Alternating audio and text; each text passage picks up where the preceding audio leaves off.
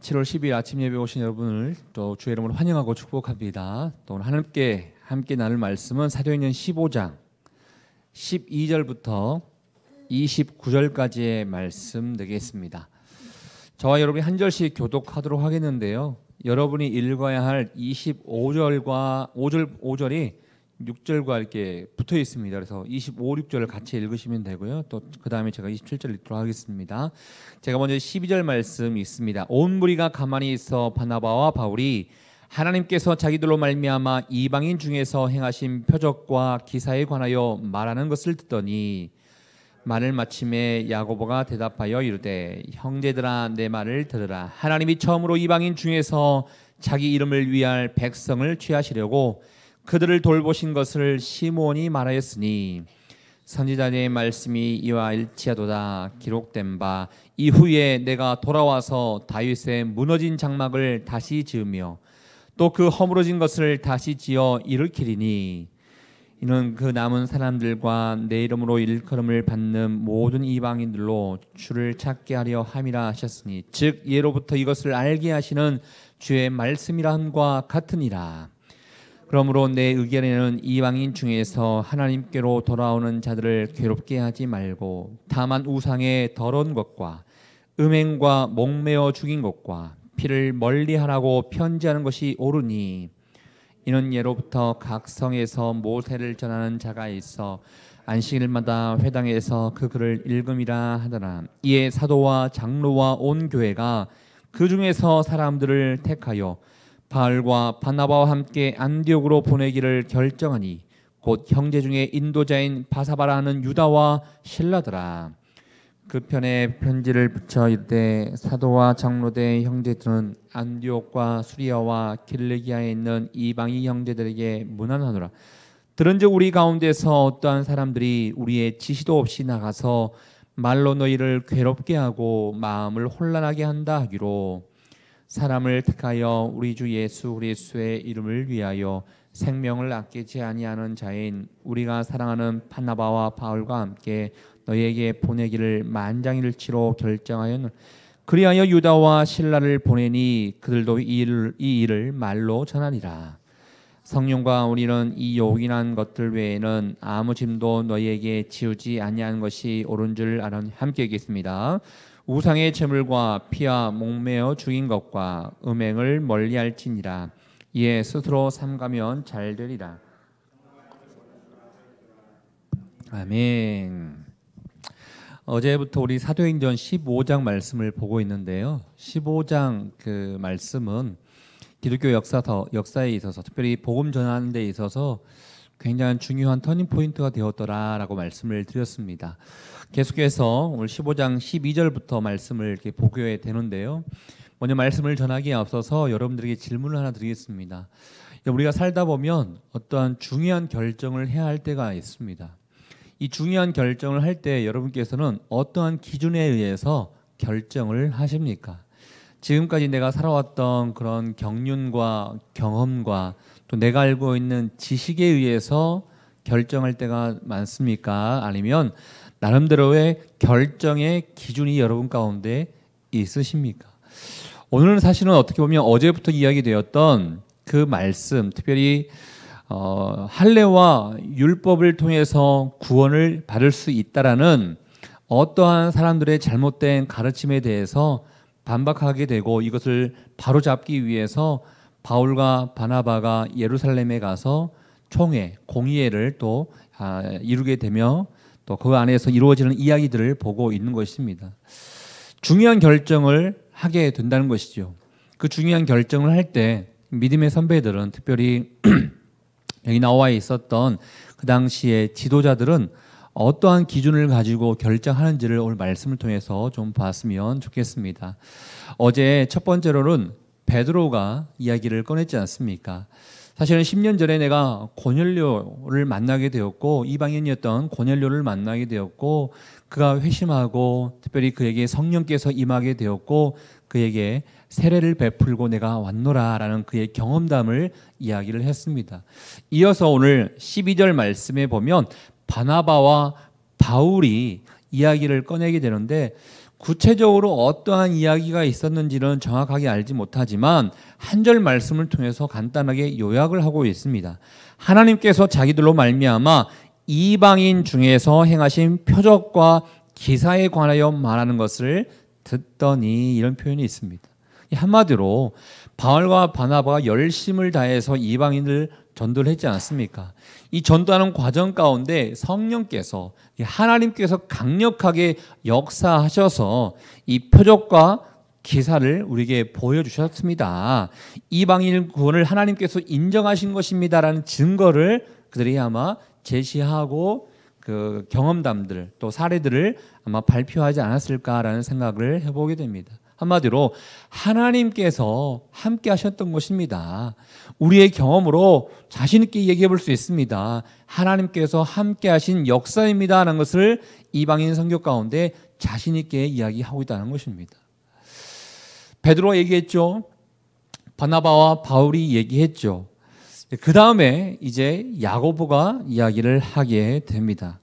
13절 말씀에 야고보가 대답하여 이르되 형제들아 내 말을 들으라 라고 하면서 14절 말씀 가운데 먼저 여기 나와 있는 시몬이라는 사람이 있는데요. 시몬이 베드로입니다. 이 베드로의 말을 먼저 좀 언급을 합니다. 우리 14절 말씀 한번 먼저 읽어볼까요? 14절입니다. 시작. 하나님이 처음으로 이방인 중에서 자기 이름을 위할 백성을 취하시려고 그들을 돌보신 것을 시몬이 말하였으니, 이 말을 좀 제가 조금 쉽게 좀 풀어보겠습니다. 하나님이 처음으로 하는 것은 하나님이 먼저 이방인 중에서 고넬료를 얘기하고 있지 않습니까? 고넬료를 자기 이름을 위할 백성으로 취하게 하기 위해서 여기 시몬이 말했으니 그들을 돌보신 것을 베드로가 말했다는 것입니다. 베드로가 바울과 바나바가 이야기하기 전에 이야기했던 그 내용들을 지금 그 야고보가 언급하고 있는 거예요. 야고보가 언급하면서 베드로의 그런 말을 뒷받침하고 있는 것입니다. 그런데 단지 베드로가 얘기했으니까 옳습니다 이 이야기를 하는 것이 아니라, 베드로가 했던 이 이야기들은 베드로가 어쩌다 보니까 이야기된 것이 아니라 이전부터 구약에 있었을 때부터 선지자를 통해서 이야기되었던 말씀인 것입니다 라는 것을 이야기하고 있다는 것입니다. 한마디로 야고보는 확실하게 결정하기 위해서 단지 자신의 경험과 자신의 지식과 주변의 눈치를 바라보면서 결정하는 것이 아니라 하나님의 말씀을 가지고 결정하고 있는 것을 보게 됩니다. 그 말씀이 어떠한 말씀입니까? 16절부터 17절까지의 말씀인데요. 우리 16절부터 17절까지 말씀 한번 읽어보겠습니다. 시작. 이후에 내가 돌아와서 다윗의 무너진 장막을 다시 지으며 또 그 허물어진 것을 다시 지어 일으키리니, 이는 그 남은 사람들과 내 이름으로 일컬음을 받는 모든 이방인들로 주를 찾게 하려 함이라 하셨으니, 야고보가 선지자들이 말씀했던 것과 일치한 것 같습니다 라고 하면서 하나님의 말씀이 근거가 되었기 때문에 이런 마음을 가지고 지금 이야기를 하고 있습니다. 사실 여러분 읽으셨던 16절, 17절 말씀은 아모스 선지자가 했던 말씀인 것입니다. 특별히 아모스 9장에 나와 있는 11절과 12절에 나와 있는 말씀인 것인데요. 북이스라엘이 멸망당하고 나지만, 멸망을 당하게 되지만 결국 하나님께서 다시 한번 회복을 일으키실 것이다 라는 약속의 말씀을 이야기하는 것입니다. 그런데 이 약속의 말씀을 단지 유대인들을 향해서만 약속의 말씀을 하신 것이 아니라, 다시 한번 여러분 보시는 16절, 17절 읽어보십시오. 내가 돌아와서 하나님이 돌아오시겠다는 것이죠. 그것은 바로 예수 그리스도께서 오시겠다는 것을 예언하고 있는 것입니다. 예수께서 오셔서 다윗의 무너진 장막이라는 것은 유대인들을 얘기하고 있는 것입니다. 유대인들을 내가 일으켜 세우겠다라는 것입니다. 다시 일으켜 세울 것인데 이는 17절에 그 남은 사람들과 내 이름으로 일컬음을 받는 모든 이방인들까지도 내가 일으켜 세우겠다라는 약속의 말씀을 주고 있다는 것입니다. 한마디로 우리의 선조들도, 특별히 우리가 존경하는 선지자들도 우리만 회복되고 우리만 구원받는 것이 아니라 이방인들도 하나님께서, 특별히 이방인들 중에서 내 이름으로 일컬음을 받는 모든 이방인들도 주를 찾게 할 것이다 라고 말씀했지 않느냐라는 것을 근거의 제시로 말씀을 이야기하고 있다는 것입니다. 여러분 다시 한번 기회 되시면 이 사도행전 15장 말씀을 잘 읽어보십시오. 이 말씀을 읽어보실 때 결정을 하는 데 있어서요, 다른 조건 따지지 않습니다. 하나님의 말씀인 것이고 성령께서 함께 하셨는가, 이게 기준이 되고 있더라고요. 우리 생각으로는 이야기를 들어보고 이 사람 이야기가 맞나, 저 사람의 이야기가 맞나, 저 사람의 말이 설득력 있나, 이 사람의 말이 설득력 있냐, 아니면 내 생각에, 내 경험과 내 지식에 의해서 이게 맞나, 이렇게 생각할 때가 있는데 사도행전 15장 말씀을 이끌고 있는 이 결정을 하고 있는 기준은 내 생각과 내 판단과 내 지식과 주변 사람들의 분위기가 아니었다는 것입니다.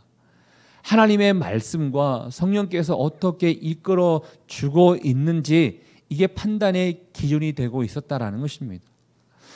사랑하는 여러분, 저는 여러분들이 사실 우리의 인생은 매 순간순간마다 결정을 해야 됩니다. 크던 작던 결정하고 선택하고 또 결정하고 선택합니다. 그러나 그 결정하고 선택할 때 그 기준이 단지 여러분의 머리요, 여러분의 경험이 아니라 하나님의 말씀은 우리를 어떻게 결정하게 하는지, 성령께서는 우리를 어떻게 이끌어 주시는지, 성령과 말씀이 여러분의 삶 가운데 기준이 될 수 있기를 주의 이름으로 축복합니다. 야고보가 이렇게 이야기를 했습니다. 18절에도 즉 예로부터 이것을 알게 하시는 주의 말씀이람과 같으니라 라고 말씀을 이야기하고 있죠.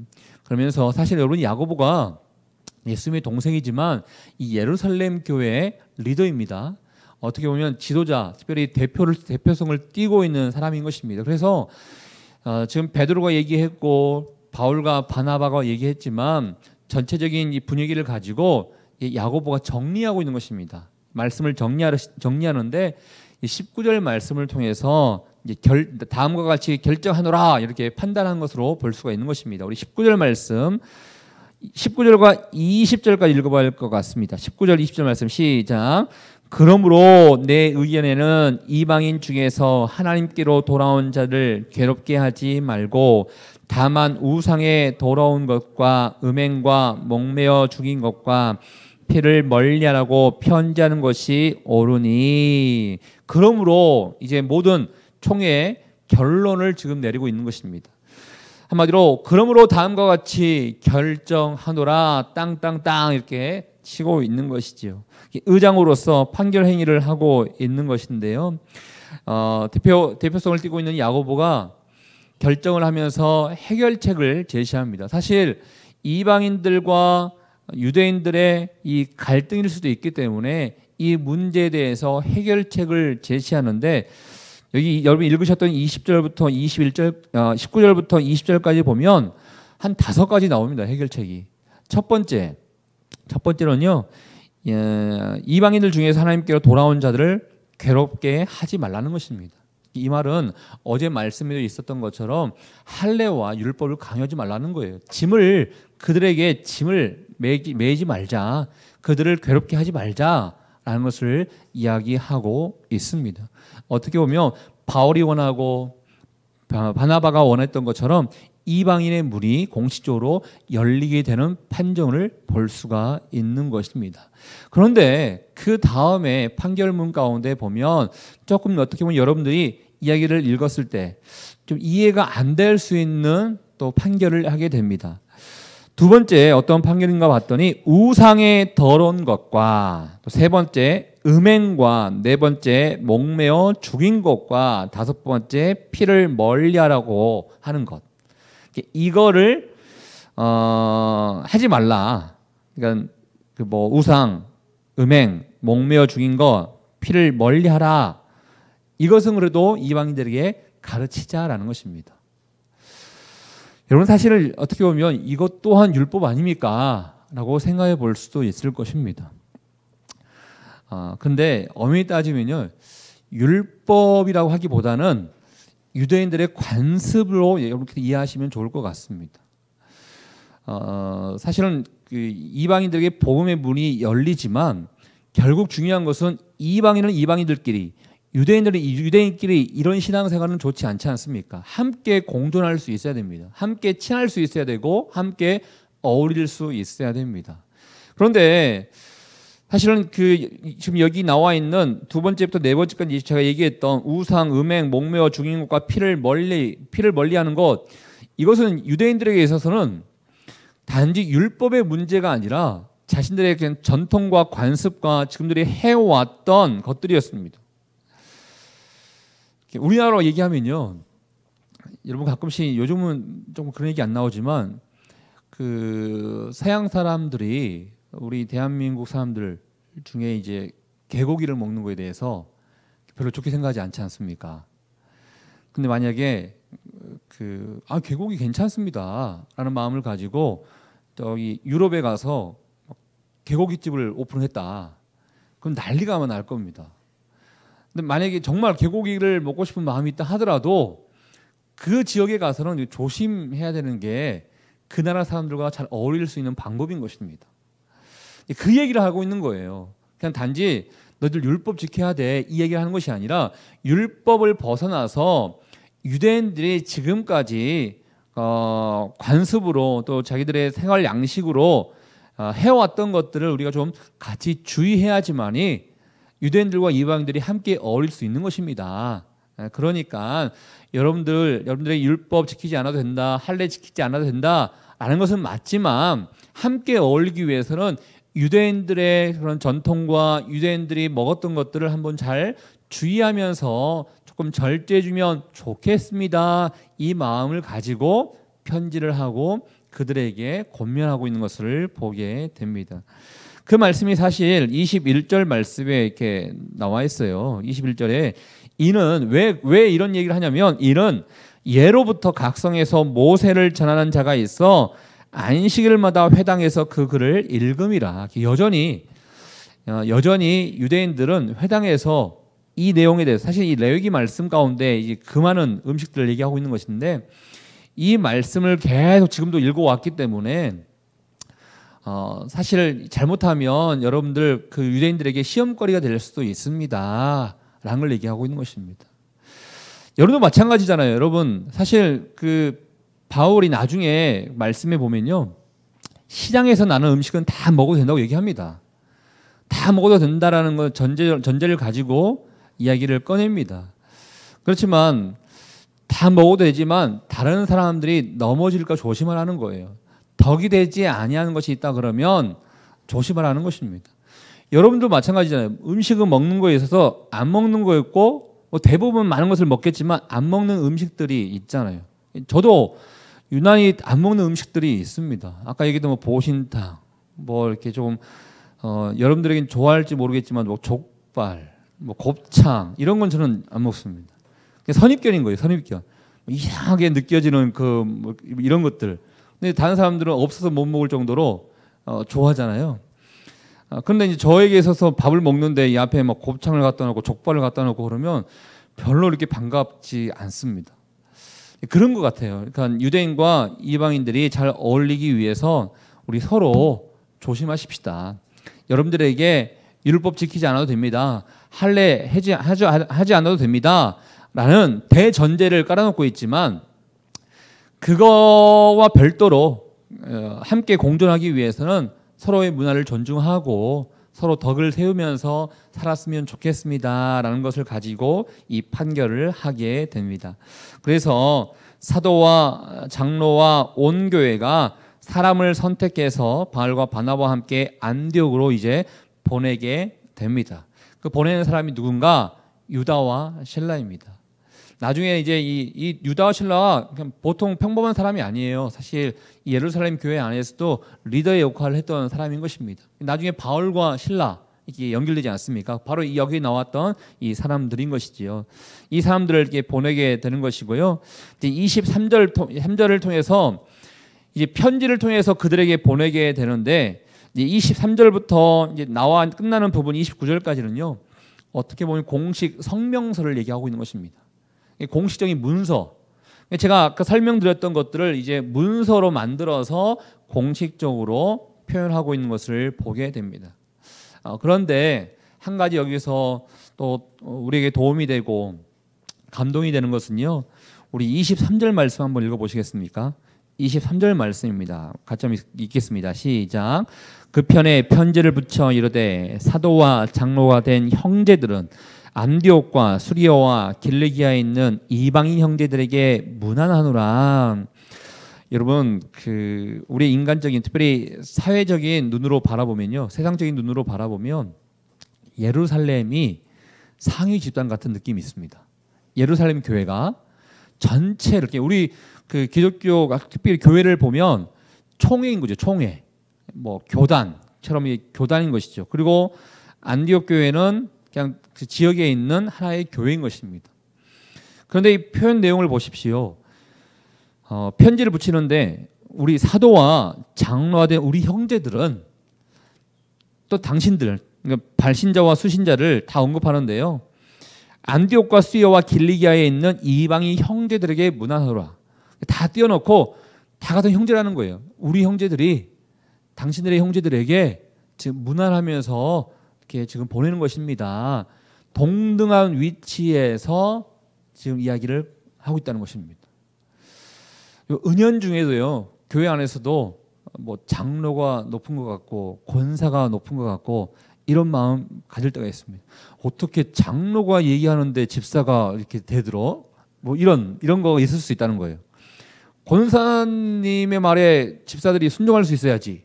이런 이야기들이 은연중에 교회 안에 있을 수 있습니다. 정말 교회는요, 직분은 높고 낮으면 문제가 아니라 섬김의 자리의 문제인 것이지 서로 존중할 수 있는 게 진정한 교회의 모습이다라는 것을 우리에게 알려주고 있다는 것입니다. 예루살렘 교회도 훌륭하고 안디옥 교회도 훌륭할 수 있었던 것은 다 같이 형제인 거예요. 다 같이 형제이기 때문에 너는 우리 아래 사람이기 때문에 우리 얘기를 잘 들어야 돼. 우리가 이렇게 결정했으니까 너희는 이렇게 살아야 돼. 일방적으로 판단하고 결정하는 것이 아니라 우리의 형제들이 여러분의 형제들에게 문안하면서 우리가 결정한 것들을 우리가 다 함께 고민하고 결정한 것들을 알려드립니다. 정중하게 표현을 하고 있는 것을 보게 됩니다. 그러면서 어제 이게 처음에 시작했던 어떤 사람들이 와서 할례를 강요했던 그 사람들에 대해서 언급을 하는데 우리의 지시가 없이 했던 거에 대해서 우리가 유감을 표현하고 있습니다라는 이야기도 같이 덧붙인 것을 보게 됩니다. 나머지 이제 25절, 26절은 아까 말씀드렸던 그 내용들 설명서를 만들면서 여러분들 이렇게 조심하십시오라는 것을 이야기하고 있는 것인데요. 사랑하는 여러분, 오늘 말씀을 통해서 우리에게 하나님께서 원하시는 것은 우리가 결정을 할 때 하나님의 마음을 가지고 결정하자는 것입니다. 저는 이 말씀을 크게 한 세 가지로 한번 나눠보자 그러면요. 우리 결정할 때 성령께서 어떻게 우리를 인도하고 계시는지를 한번 판단해 보자는 거예요. 두 번째는 말씀은 어떻게 우리에게 이야기하고 있는지 판단해 보자는 거예요. 세 번째 결정할 때 중요한 것은요, 덕이 되느냐, 이거에 대해서 우리가 한번 생각해 보자는 것입니다. 단지 야고보가요, 만약에 대표성을 가지고 있는 리더지만 가만히 보니까 바리새파 사람들이 우리 교회의 핵심 멤버인 것 같고, 특별히 예루살렘 안에는 유대인들이 더 많았거든요. 유대인들이 더 많기 때문에 뭔가 유대인의 편에 서서 이야기를 해줘야 할 것 같은데 막 이런 사람의 눈치를 보고 결정했다 그러면 좋은 결과, 하나님이 원하시는 결과가 이루어지지 않았을 것입니다. 철저하게 성령 중심이었고 말씀 중심이었고 또 이게 사람들에게 덕이 되느냐, 상대방을 배려하는 중심으로 결정을 하게 된 것을 보게 됩니다. 전 여러분이 특별히 이 세 가지를 가지고 어떠한 결정을 할 때 결정할 수 있는 기준이 되었으면 좋겠습니다. 성령, 말씀, 덕, 이 세 가지. 그래서 오늘도 혹시나 여러분 가운데 중요한 결정을 해야 할 일이 있다 그러면 단지 내 지식과 내 경험으로 결정하는 것이 아니라 제가 제시하고 있는, 특별히 오늘 말씀을 통해서 제시하고 있는 이 세 가지가 여러분의 삶의 결정의 기준, 앞으로 우리의 삶의 결정의 기준이 될 수 있기를 주님 이름으로 축복합니다. 우리 같이 한번 기도하도록 하겠습니다. 이 시간에 기도할 때요,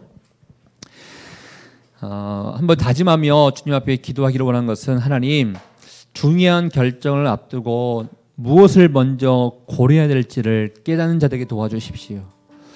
오늘 말씀을 통해서 성령께서 함께 하신 것을 보게 되었고, 또 말씀이 어떻게 우리에게 이야기하고 있는지를 보게 되었으며, 이 결정에 있어서 정말 덕이 되는 것인지 또 보게 되었습니다. 하나님 아버지, 우리의 삶에 있어서 이것이 바로 우리의 삶의 기준이 되기를 원하고, 결정의 기준이 되기를 원하고, 아버지께서 원하시는 대로 살 수 있기를 원하오니, 내 경험과 내 지식과 사람의 눈치 보고 결정하는 것이 아니라 온전히 아버지의 말씀과 성령께서, 그리고 사람들에게 덕이 되는지 이 말씀이 기준이 될 수 있도록 주님 우리를 인도하여 주시옵소서. 우리 같이 한번 주신 말씀을 생각하며 여러분의 마음을 우리 주님 앞에 드리며 결단하며 고백하며 함께 기도하도록 하겠습니다. 하나님 아버지, 감사합니다. 오늘도 주님 말씀해 주심에 감사합니다. 우리가 살아가는 데 있어서 많은 결정을 하고 또 많은 판단을 하게 됨을 보게 됩니다. 거룩하신 하나님 아버지, 우리가 결정하고 우리가 결정하고 판단할 때 어떠한 삶의 기준을 가지고 우리가 판단했는지요. 아버지, 내 힘과 내 지식과 내 주변의 그런 상황에 따라서 눈치 보면서 결정하고 판단하는 것이 아니요, 아버지께서 원하시는 그 마음을 가지고 성령께서 어떻게 인도하셨는지, 말씀은 나에게 무엇을 가르치고 있는지, 나의 결정이 다른 사람들에게 어떠한 영향력을 미치게 되는지, 덕을 세우는 것인지, 우리가 아버지 그 기준을 가지고 결정하는 자 될 수 있기를 원합니다. 오늘 하루의 삶 가운데서도 작은 일이 됐던 큰 일이 됐던 많은 것을 결정하게 되는데, 이 결정의 기준이 우리 삶 가운데 명확하게 자리 잡을 수 있도록 인도해 주시고, 우리 삶을 통하여 하나님의 영광이 되는 삶이 될 수 있도록 주님 인도하여 주시옵소서. 우리는 부족합니다. 우리는 나약합니다. 우리는 연약합니다. 그렇지만 약할 때 강함이 되어 주시는 하나님의 능력하심이 우리 가운데 임함으로 말미암아 올바른 판단, 올바른 아버지께서 원하시는 그런 삶이 될 수 있기를 원하오니, 오늘도 주의 기쁨이 되는 인생 될 수 있도록 좀 역사하여 주시옵소서. 하나님 아버지, 감사합니다. 오늘 사도행전 15장 말씀을 통하여 이 세상에서 어떠한 것을 결정하고 판단할 때 기준이 되는 것은 무엇인지를 한번 살펴보게 해주심에 주님 감사합니다. 우리는 막연하게 이게 나에게 도움이 되는 것인지, 다른 사람들은 어떻게 생각하고 있는지, 다른 사람의 눈치를 바라보면서 또 나의 이익을 바라보면서 나의 경험과 단지 나의 지식으로만 판단하고 결정할 때가 있음을 주님 앞에 내어놓고 고백합니다. 그렇지만 오늘 말씀, 중요한 결정을 하는 데 있어서 성령께서 어떻게 인도하셨는지, 하나님의 말씀은 우리에게 무엇을 가르치고 있는지, 그리고 덕은 어떻게 세우는 것인지, 이것을 생각하면서 결정하게 된 것을 보게 됩니다. 우리 또한 크던 작던 삶의 결정에 있어서 이러한 것들이 기준이 될 수 있기를 원하오니, 아버지의 마음을 가지고 아버지의 기쁨이 되기 위하여 올바른 결정하는 자 될 수 있도록 주님 축복하여 주시옵소서. 우리의 힘으로, 또 우리의 능력으로, 우리의 지식으로 올바른 것을 결정하는 데 있어서 참 많이 미흡하고 부족합니다. 성령께서 충만함으로 다스려 주시고 우리 가운데 임하여 주시사 하늘의 지혜를 더해 주시고 올바른 판단할 수 있는 하나님의 사람들 될 수 있도록 인도하여 주시옵소서. 우리가 기도하는 것들이 참 많이 있습니다.